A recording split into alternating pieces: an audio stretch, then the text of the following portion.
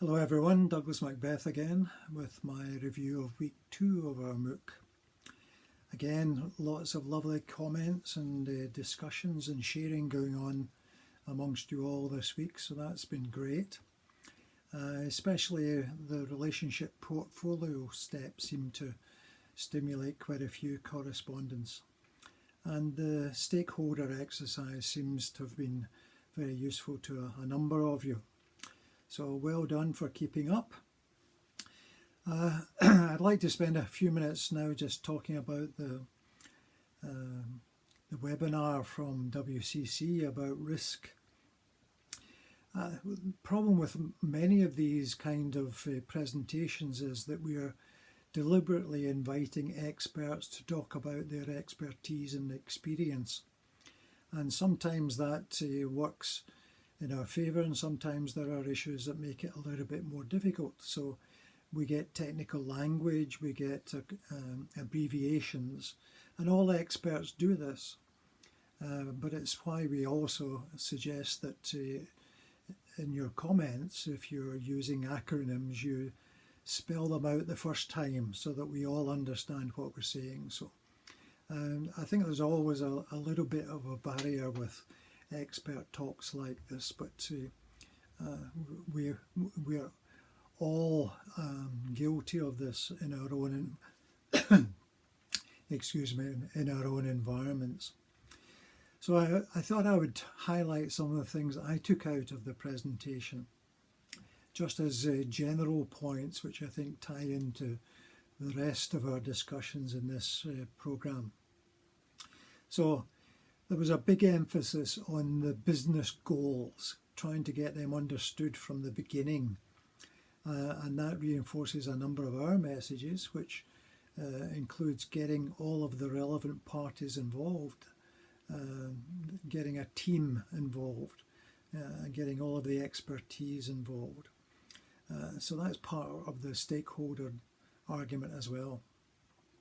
Once that's done, of course, you then need to make sure that your measurement systems are consistent and support the business goals. Otherwise, you get what we call a process of sub-optimization, where one particular group or party does a really brilliant job against their measurement agenda, but in fact makes it more difficult for the business goals to be achieved. Classic example would be salespeople who make a delivery promise, which the operations people or the contract managers trying to get supplies into the organisation find impossible. And you have to say, where was the business goal achievement there? So what looks like an optimum solution in one part of the organisation turns out to be less than optimal, suboptimal, for the whole organisation. So this keeping the big picture in mind, the overall goal of the organisation, is really important. And that's reinforced by the point that was made by Sarah, which I thought was really nice. She described it as having the pen, but it's who writes or owns the first draft of the agreement. Because the danger is that if you're then reacting to little bits of detail, points of order as it were, then the focus moves away from the big picture to the detailed picture and the danger of sub-optimization. So owning the first draft of the agreement, whatever it's about, allows you to draw the big picture, to draw together the main objectives, and so that everybody understands what is being attempted, and both sides can contribute meaningfully towards that. There's also a question about whether the people doing the deal, negotiating the contract, actually understand fully what their legal support teams might be writing. And often if it's under pressure, there isn't a lot of time to really investigate those things. And we hear this in other environments as well, where if there's a dispute later, the people who try to make a resolution of that dispute don't understand what the contract was actually set up to do. So it's another of those messages that say, get the team involved, get everybody's understanding, and make sure we're all aligned in that. There was also mention of, with big organisations, too much reliance on a rigid playbook. Now, playbook, I think, is a particular American expression from American football, where there is a set kind of process or play which is documented and written such that in these circumstances, these are the things that we do. And the issue then is that if that means that you're not really evaluating the new situation, but somewhat recognising it from previous experience and then applying the old solution, then this can be very difficult. And this refers back to a too rigid contract, if you like, that says in these circumstances we always do this, and therefore we're going to do it with an unchallenging mind. In week 3 we are actually going to challenge that approach in terms of innovation and change. The world changes too fast for a too rigid playbook. So another few points in general highlighted in this discussion. That risk, although they were talking about transferring risks to people who are best able to avoid them or mitigate them, the issue is that you don't really transfer risk if the people at the other side of the transfer aren't in a position to carry the risk or pay the compensation if something goes wrong.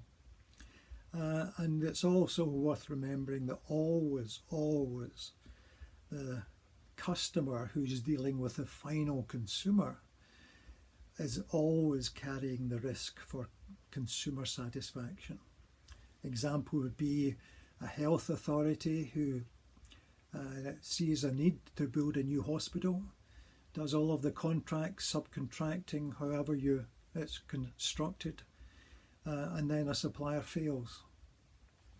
Now the need for the hospital is still there.